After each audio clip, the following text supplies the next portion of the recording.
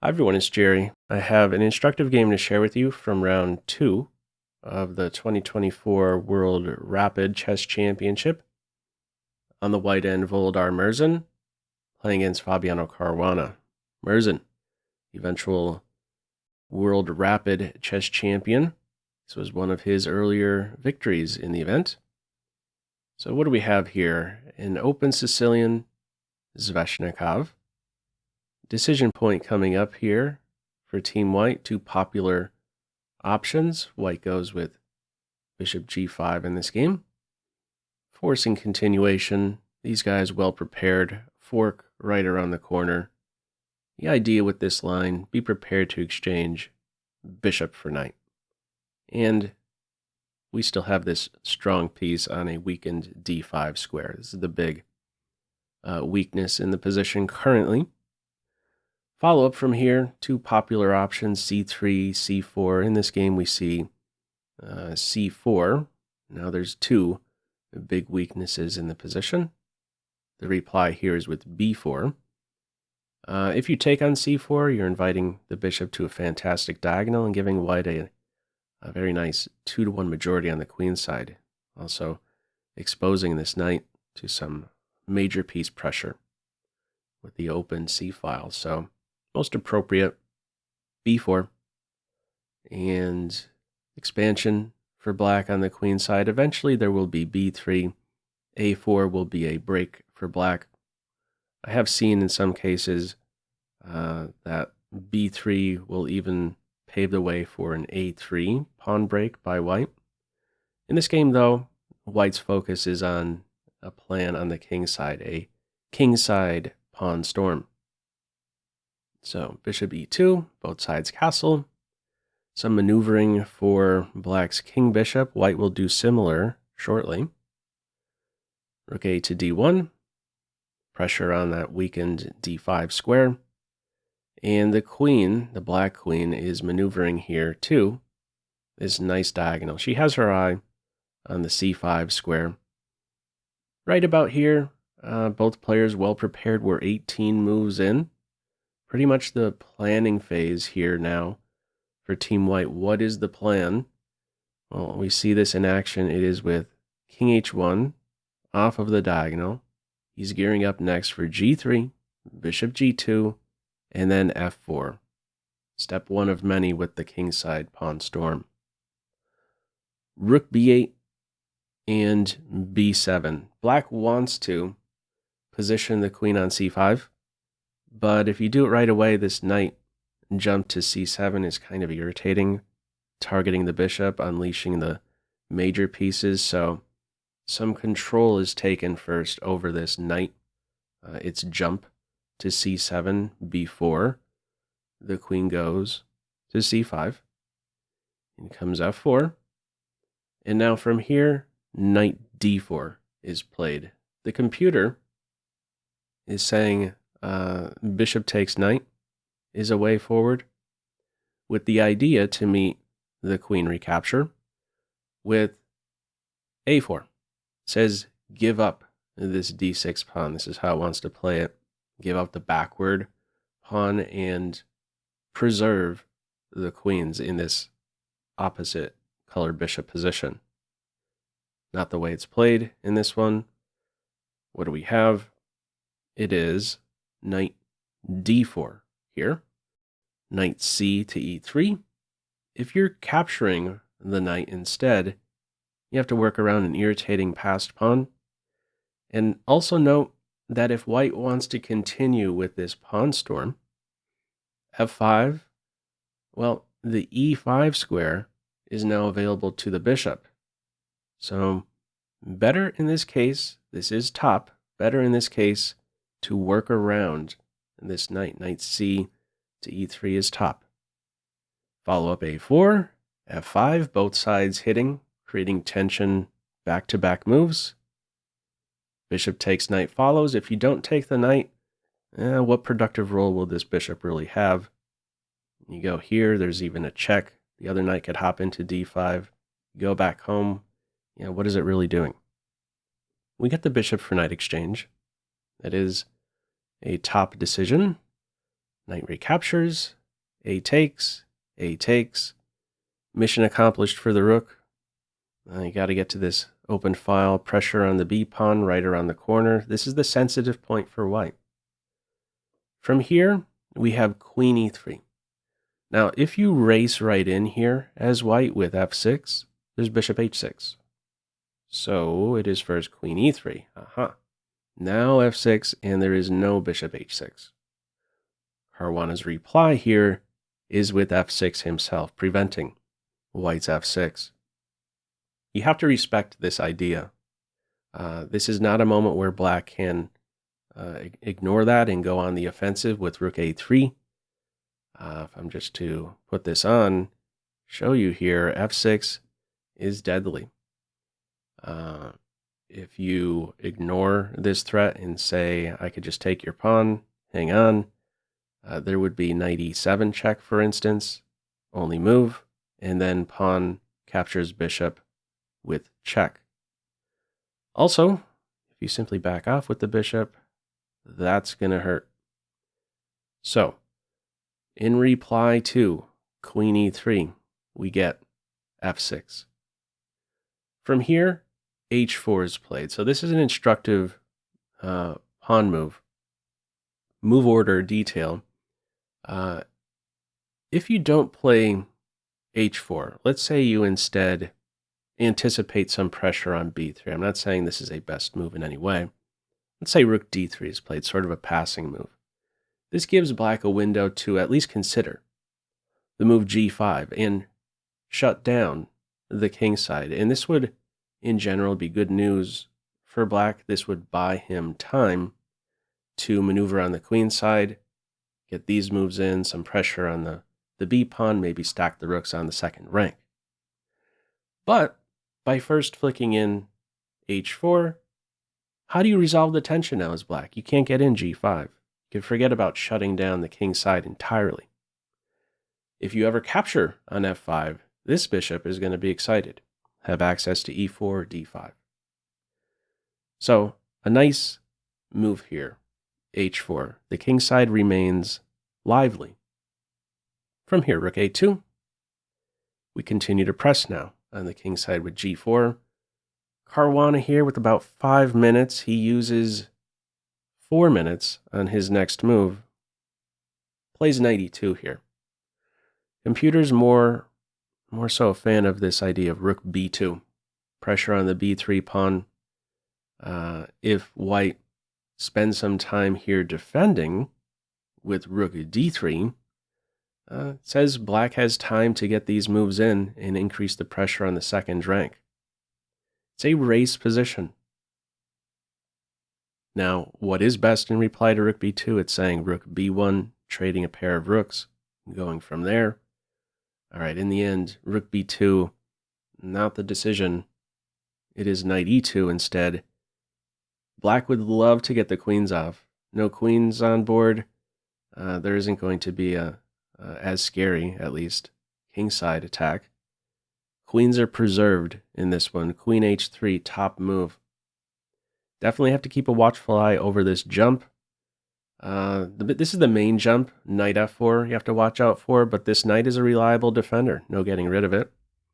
I'm drawn to this because there's a pawn there supporting it. So it's really F4 jump, Knight G3 jump. Okay, this one, you have plenty of coverage. These moves that are drifting a little bit closer, inching closer to the king, are the ones that I'm focused on the most, and they're under control. So where do we go from here? Well, it is with Rook F7. White is, at this point, for choice, has a decisive advantage. Next up, not only is this queen watching over that G3 square, she has this idea of maybe springing to life along this diagonal, right around the corner now for white.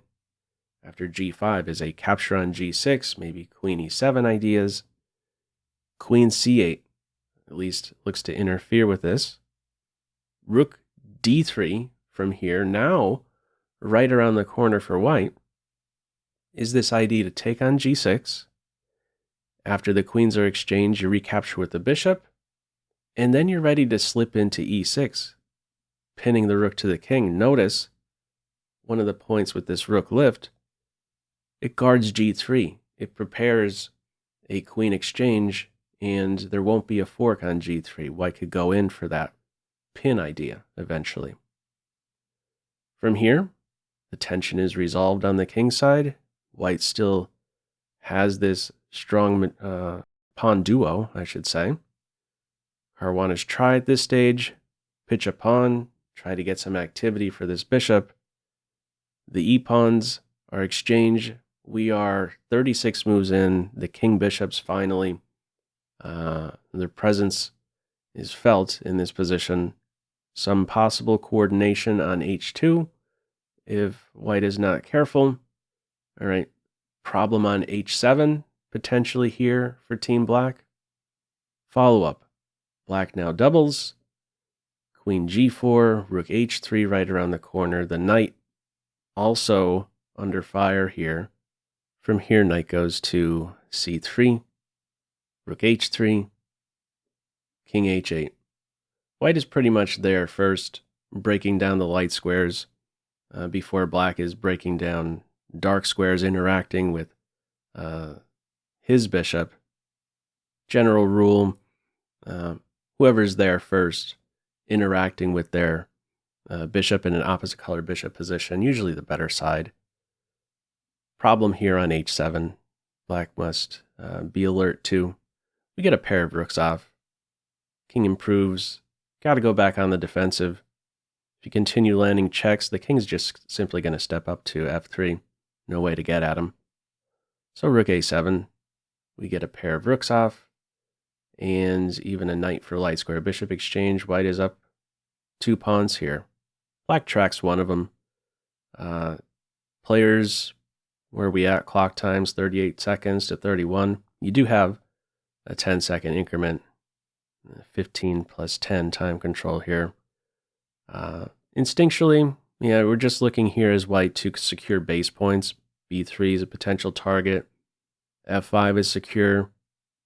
This pawn is captured. Maybe there's a discovered check. Computers saying stay more central with the queen. Place her on queen on this e2 square. If there's ever a capture, queen h5 is a follow-up, but you just do what you think is intuitively best at this stage. And that is, in Murzin's case, to improve the king, have this knight stick around right next to the king. This will prevent a lot of perpetual check ideas, knight covering a couple possible checks from the queen. King improvement, offer a queen exchange, you're up still the pawn. And right here's a nice configuration. It still says it's holdable here for Caruana, but boy, is this going to be a difficult task. He's going to need to make an accurate move right around here after the c5 break and king e6. This is the last moment here for Caruana to stay in the game. This is where he stumbles. He ends up playing queen d4. And the queen exchange will be winning here for white. So a way here for Caruana to save this position is with bishop d4. This does what? A couple things. First of all, cuts off the queen from having some fun, landing a bunch of checks, and also increases pressure on the knight. So what is also now nearby for black is this idea of queen e1, pinning the knight.